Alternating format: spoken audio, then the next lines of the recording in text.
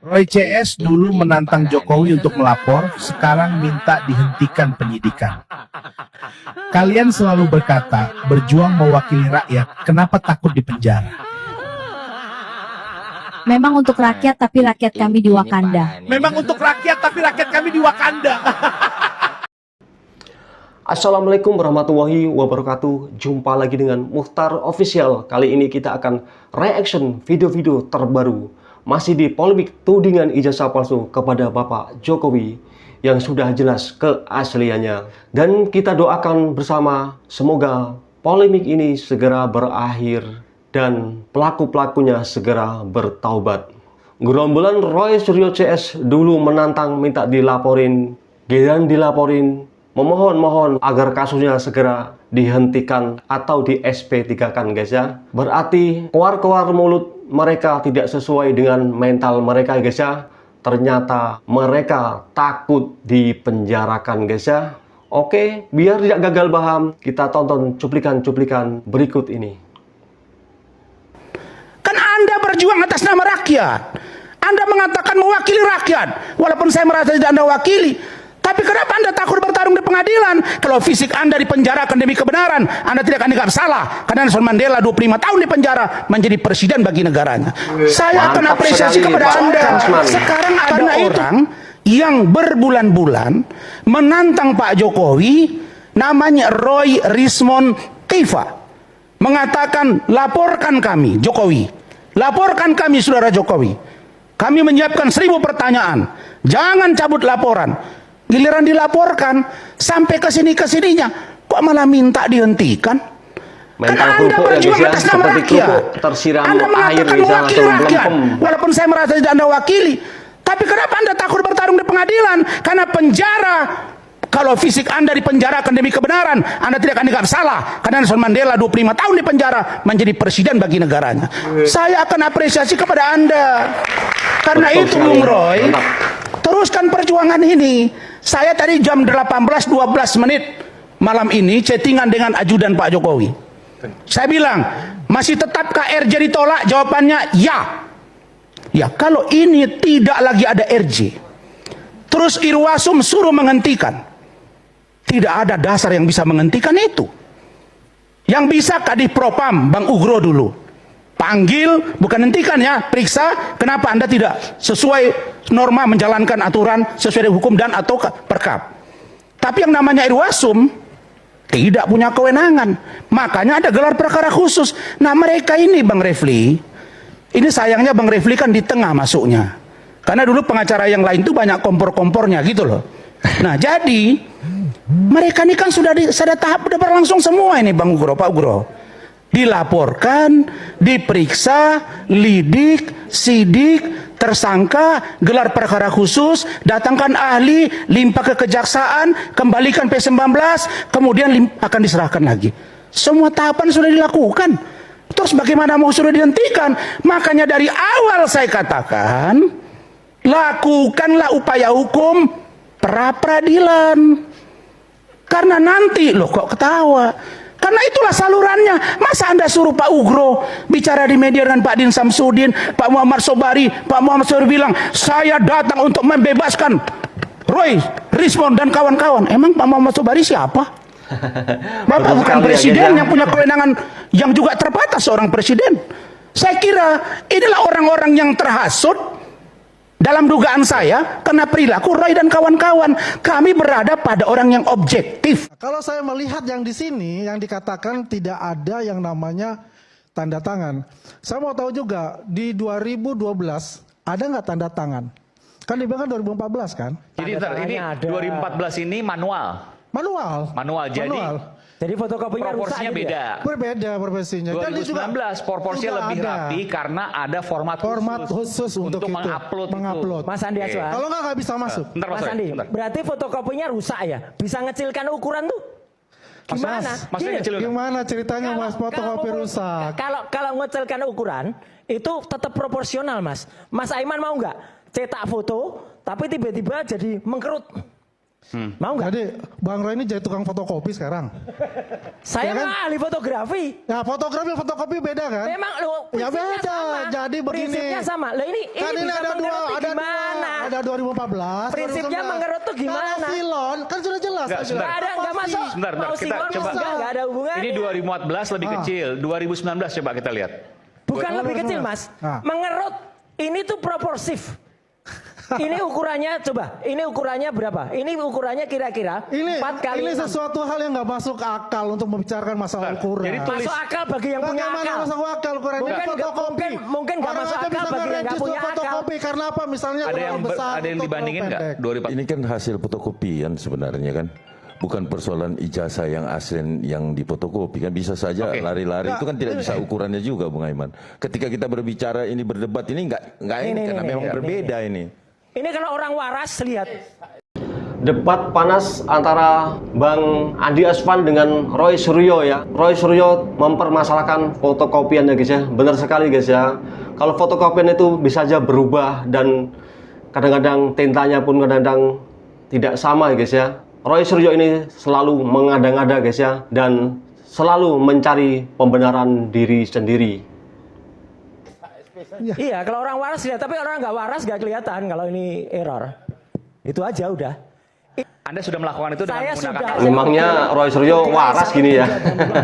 Yang satu orangnya Saya katakan orang tidak waras. dengan menggunakan alat apa itu? Dengan menggunakan Software apa? ada perspektif, ada programnya Pakai perspektif penggaris. sama. Pakai penggaris. Apa? Mau Jadi pakai penggaris juga boleh. terus pakai Kalau apa? kalau nggak bisa IT pakai penggaris juga boleh. Coba pakai apa?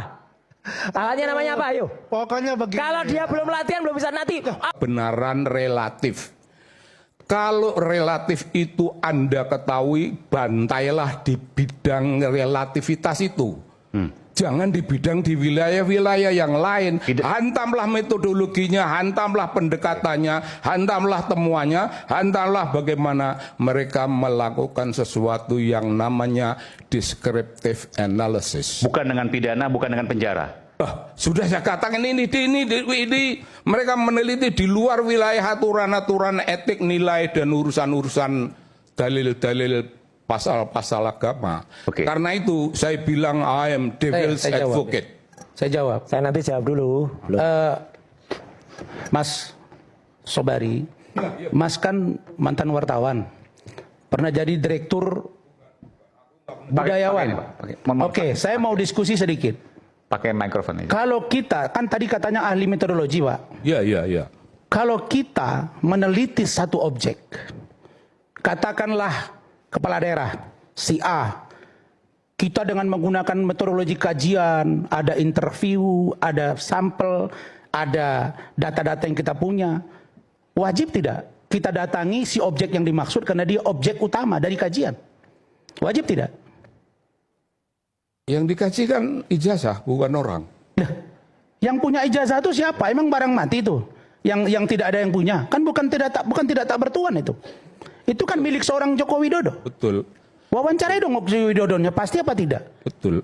Buku ini Gibran and Game, dibahas Gibran. Metodologi wajib tidak mau wawancarai. Pak, Bapak doktor, saya doktor. Kita menganalisa dengan tesis skripsi, semua mengatakan objek kajian wajib didalami. Tidak boleh main sekilas-sekilas. Kalau berdasarkan keilmuan Bapak katakan tidak pasti. Salah juga Bapak. 2 kali 2 pasti 4. Tidak boleh.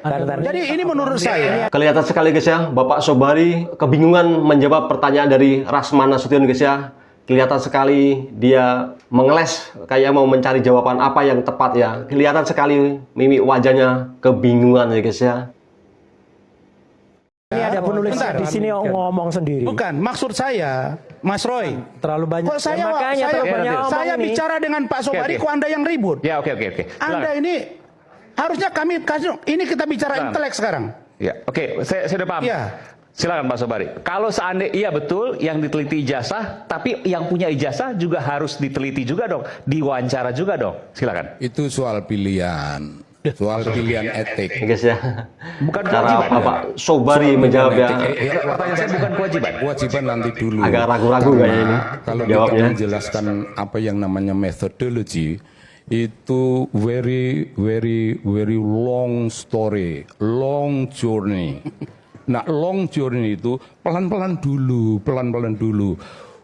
Once nanti diperlukan, memang betul diperlukan, orangnya yang punya itu yang harus ditanya akan ditanya. Tapi ngapain nanya orangnya? Pak Karena Sobari para peneliti cara ini jawabnya tidak ngeles ya guys ya, kewajiban seperti hukum Roy untuk Suryo. bertanya pada orangnya. Mengapa tidak ada kewajiban hukum? Karena orangnya ini akan dipanggil oleh para penegak hukum yang wajib. Tolong datangkan ke pengadilan. Enggak ada datang. Dan sekarang belum sampai ke pengadilan, terus bagaimana mau mendatangkan Pak Jokowi? Yang kedua, Betul Pak Sobari, sekali, ya, Bapak kalian Rasman tenang ya. dulu dong. Saya sudah cukup tangguh berhadapan dengan 4 orang ini, orang pintar semua ini. Saya paling bodoh di sini. Mungkin Tapi saya paling sejelek-jelek bodoh. saya dokter juga bos. Pikirkan itu. Dan bukan dalam negeri. Jadi gini Pak Sobari, kalau pendekatan yang Bapak sampaikan tadi, Malaysia kan? sebentar, iya, Malaysia orang kampung saya bang.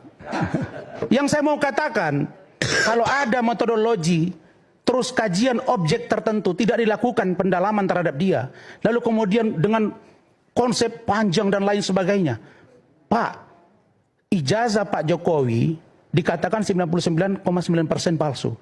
Tidak datang ke Pak Jokowi menginterview baik-baik, tidak datang ke Gajah Mada interview baik-baik, tapi dengan cara rame-rame. Lalu kemudian perginya bukan interview Pak, tapi ke kuburan.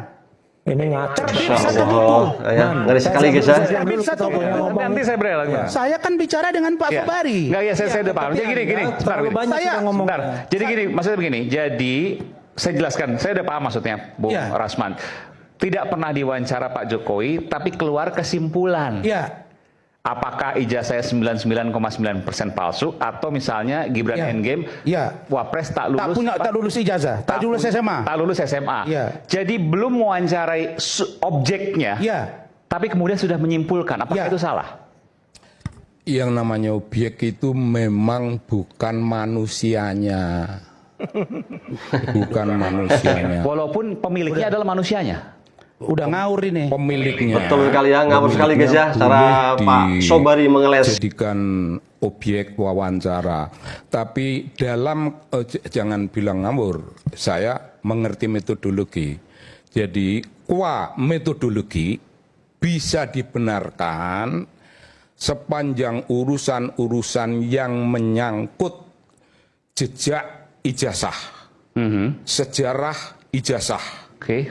tempat kelahiran ijazah, bagaimana ijazah diperoleh, melalui sekolah seperti apa. Apakah betul dia sekolah sampai memenuhi prasyarat waktu yang bisa mencapai itu ijazah. Baik itu ijazah si bapak maupun ijazah si anak. Metodologi, saya berani berhenti sampai di situ sambil menelusuri sejarah ijazah panjang lebar yang saya kemukakan tadi, ditambah observasi, ditambah unsur-unsur yang namanya datangnya fotokopi. Katakanlah semua itu sudah dilakukan. Itu semuanya sudah Tapi dilakukan. belum mewawancarai yang pemiliknya ijazah tersebut. Lalu kesimpulan sudah ditulis. Apakah itu salah? Tidak salah. Tidak salah. Artinya mewawancarai pemilik ijazah itu tidak wajib. Tidak salah. Tidak wajib. Kalau mau Sebentar, dilakukan, pertanyaan saya sederhana. itu soal pilihan, bukan soal Artinya tidak wajib. atau tidak wajib. Tidak wajib. Jadi ngawur sekali ya jawaban Bapak Sobari ini ya guys ya. Dalam konteks ijazahnya Pak Jokowi yang katanya tidak ada, yang dilegalisir tapi tidak ada bukan alamat ya, tanggal kalau nggak salah itu juga ramai kemarin guys. Dan rame-rame netizen perlihatkan tuh Roy Suryo, lo punya ijazah juga yang legalisir nggak ada tanggalnya. Oke, kita ke ijazahnya ini ya, ijazahnya ini ya, ini kalian lihat ya. Nah, nih kita ke ijazahnya Pak Jokowi kemarin ya, yang katanya Bonatua terima salinan ijazah Jokowi dari KPU. Nah, ini kan katanya ini nggak ada tanda tangan, apa istilahnya ya, apa ya, tanggal kalau nggak salah ya. Pokoknya dilegalisir itu biasanya memang ditulis tanggal, tapi punyanya Pak Jokowi nggak tertulis. Tapi termasuk punyaku itu 5 waktu legalisir ada 5 lembar itu nggak ditulis tanggal itu di Unsrat di Manado. Waktu itu aku mau mencalonkan diri sebagai anggota Bawaslu, ya itu nggak ditulis tanggal. Kayaknya tanggal penanggalan memang nggak sesuatu yang wajib deh ya. Tapi sudah, yang penting kan ada cap basah legalisir bahwa sudah dilakukan apa yang menjadi misi atau agenda dari orang yang membutuhkan legalisir. Nah, Roy Suryo sempat ributin soal itu, guys. Nah, akhirnya rame-rame netizen perlihatkan tuh ijazahnya Pak Roy Suryo nih. Ini juga nggak ada tanggalnya kok, biasa aja kali. Ternyata ijazah Bapak Roy Suryo, pakar telematika yang handal itu guys ya, ternyata ijazahnya pun tidak ada tanggalnya guys ya. Dan mereka tidak introspeksi diri guys ya, bisa mengatakan ijazah orang lain, sedangkan Roy Suryo sendiri ijazahnya tidak ada tanggalnya guys. Ini gimana maksudnya guys ya? Bisa menilai orang lain, mereka tidak introspeksi diri guys ya. Intinya gitulah pokoknya. Jadi Mas Roy, jangan terlalu buru-buru untuk menghakimi ijazahnya. Mantap Pak sekali Jokowi. Bang Billy, betul sekali. Bahas ya soal Pak ijazahnya Pak Jokowi itu clear. Sekali lagi udah clear, udah dipastikan, ya tinggal menunggu di persidangan aja. Mereka sekarang sedang menikmati kuar-kuar di media itu luar biasa. Itu bagus. Terus yang kedua, ya itu bagus. Itu bagus bahwa kemudian ada koreksi terhadap polisi, itu haknya Pak Ugro, ya kan? Nah, sekarang saya mau nurut gini. Terus terkait bahwa ini adalah saksi dan korban. Ya, kita tahu betul bahwa yang dilaporkan di Polda Metro oleh Bapak Insinyur Joko Widodo jelas 310, 311, 32 yaitu manipulasi data, terus kemudian ada 160 pencemaran ujaran kebencian, ya, terus 28 ayat 2 ujaran kebencian, ya, penghasutan dan lain-lain sebagainya. Ini yang sangat berbeda yang terjadi di dalam laporan Egy Sujana. Bapak Egy Sujana melaporkan 263 dugaan pemalsuan. Objeknya adalah ijazah. Laporan berapa orang? Berapa orang yang dilaporkan? Jadi yang dilaporkan Pak Jokowi itu adalah 31 objek sosial media. Karena pasal yang disampaikan pun adalah fitnah dan rekayasa IT. Oke. Nah, pertanyaannya siapa terlapor? Kami nyatakan di situ lidik. Oh. Kenapa? Karena kejahatan IT itu, Pak, itu tidak bisa serta-merta pasti ini orangnya. Karena sekarang ada dikenal deepfake, Pak. Deepfake itu muncul videonya, tapi ternyata bukan itu. Ini kemajuan teknologi kejahatan IT ya. Yeah. Sehingga kami pun juga tidak mau gegabah si A, si B, si C. Ya, kenapa? Karena kami tahu sekarang banyak kejahatan deepfake, ya banyaklah kita lihat gubernur bilang statement ini ternyata bukan dia. Kedua, kejahatan IT ini memang agak modern, Pak. Dia borderless, Pak. Ya, sehingga itu bisa dilakukan di luar negeri dan dari manapun. Jadi waktu itu kami, karena ini memang delik IT itu sesuatu yang khusus, ya, teorinya pun template-nya berbeda, Pak. Dia ada download teori, ada upload teori, beda dengan model-model teori. Jadi dia tidak disebutkan siapa namanya. Ya, kami berikan 31 objek, kita hanya jelaskan di situ dalam lidik. Dalam uraian kita jelaskan ada seseorang yang diduga A, diduga B, diduga C. Satu orang? Ya, 3-4 orang. Oke, baik. Tapi kami belum berani menyatakan itu pelakunya, baik, karena perlu diklarifikasi. Inilah bentuk kehati-hatian kami dalam membuat LP. Oke. Demikian, Pak. Si Bang Roy Suryo, perubahan ukuran tidak proporsional. Tapi kalau dari kami sebagai pihak penyerah ijazah, kami yakini itu hanya persoalan fotokopi. Sebagaimana mungkin di sini juga mahasiswa tahu bahwa fotokopi bisa memperbesar, memperkecil, dan ini semua sebenarnya sudah diambil oleh Bareskrim maupun Polda. Sudah dia lakukan uji termasuk lapor. salinannya ini ya? Semua. Dari waktu di Bareskrim sudah diambil, sudah diuji lapor, di Polda juga diulang. Berarti yang Bareskrim punya ada 4 kan dari Solo kan? Solo 1, Jakarta 1, Pusat 2. Betul. Nah, total 4. Sekarang dengan temuan ini yang menarik justru dari versi kami, buat kami justru temuan ini menguntungkan. Kenapa? Karena dari 3 ijazah dari 3 KPU yang berbeda, di tahun-tahun yang berbeda, ternyata isinya sama semua. Tidak ada persoalan substansi, ya. Yang tanda tangan rektornya masih sama, NIM-nya Pak Jokowi masih sama, dekan yang tanda tangan masih sama. Jadi substansi sama. Ini yang berdebatkan soal ukuran yang versi kami adalah fotokopi. Justru dari temuan ini adalah apa? Pertama, terbukti Pak Jokowi selama mengikuti pilkada maupun pilpres secara berulang-ulang melengkapi persyaratan yang diamanatkan undang-undang, menyerahkan ijazah legalisir. Kedua, fakta dari ini adalah ijazah Pak Jokowi secara berulang-ulang juga dilegalisir oleh UGM sebagai pihak penerbit. Jadi kalau ada isu bilang, oh ijazah ini nggak pernah diuji oleh UGM, enggak. Fakta legalisir membuktikan bahwa ijazah ini pernah disahkan, dilegalisir bahkan secara berulang-ulang sejak tahun 2005 sampai Pilpres. Bagaimanapun cap yang ada di situ tentunya ada konsekuensi hukum yang artinya Pak UG membenarkan itu ya. Lalu yang ketiga tadi ya substansi nggak ada persoalan ya. Nah karena saya berangkat ke KPU, izinkan mungkin bisa ditayangkan sedikit ada data KPUD 2005 ya. Saya udah minta dinaikkan juga. Jadi lebih kurang ada satu ini bisa teman-teman bisa masuk ke KPU Solo berarti ya? KPU Solo tahun 2005. KPU Solo 2005, Ya. oke. Di situ kita lihat datanya langsung, di sini belum bisa naik ya. Nanti lagi diproses. Jadi intinya adalah justru di situ adalah yang menarik adalah pertama, disitulah pertama kali Pak Jokowi mengikuti pilkada berangkat dari pengusaha mebel. Belum kenal siapa-siapa. Belum kenal Kapolri, belum kenal Panglima. Pemain baru di urusan politik. Oh ini ya. Ini. Ya, ini datanya bisa di googling langsung ya. Oke. Ya, dan di situ tertera nama Pak Jokowi adalah insinyur. Boleh ke sini, Bang Rifai? Ya. Izin ya. Jadi kalau kita lihat di sini insinyur kurang bisa diterangin sedikit, digedein sedikit. Di nomor 1 ini jelas insinyur Joko Widodo sejak 2005. Oh ini Pak Jokowi Ya. agak kurang jelas ya. Jadi nggak mungkin tahu-tahu dibilang Dokter Andes. Nah, isu Dokter Andes itu adalah pada saat beliau di Solo, dia pernah meresmikan sebuah pabrik plastik. Wartawan dari pihak pabrik itu menyebut Pak Jokowi sebagai Dokter Andes. Disitulah pertama kali ada persoalan ya. Tapi kalau kita lihat data KPUD, silakan di googling, itu adalah insinyur. Nah yang menarik di sini adalah paslon nomor 3 ya, itu dari PAN, itu dosen farmasi UGM. Namanya siapa tuh waktu itu? Ya, ada di saya namanya, ya. Itu dosen farmasi UGM. Kurang ya. jelas. Namanya adalah Pak Ahmad Purnomo. Nomor 1. Oh, Ahmad Purnomo. Ya, oke. Dari PAN waktu itu. Ya. Nah, kalau betul Pak Jokowi menggunakan ijazah palsu, pasti sudah dipersoalkan oleh Pak Ahmad Purnomo. Ya, apalagi di situ Pak Jokowi bukan siapa-siapa. Karena Nyatanya tipis apa? angkanya maksudnya. Karena tipis angkanya kan. Oh, bukan. Karena setiap pilkada ijazah itu menjadi sesuatu yang kadang kita incar.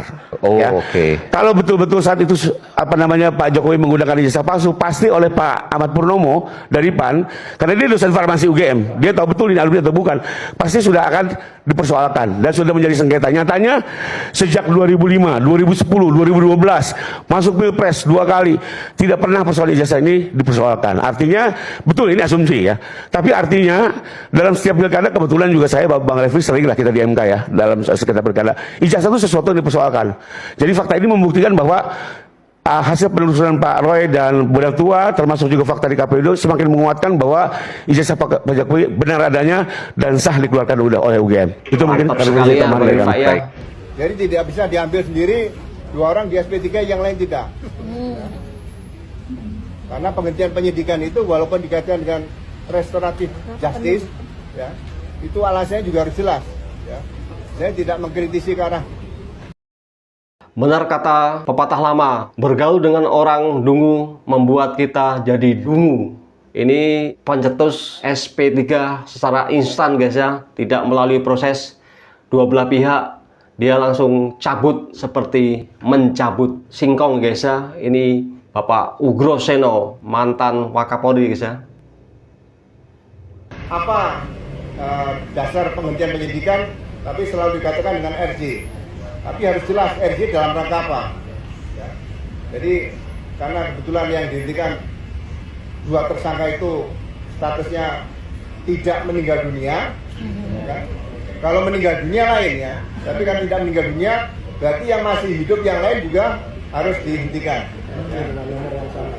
Dengan nomor SP3 yang sama. Itu saja yang saya sampaikan. Terima kasih. Demikian kisah video-video singkat ini.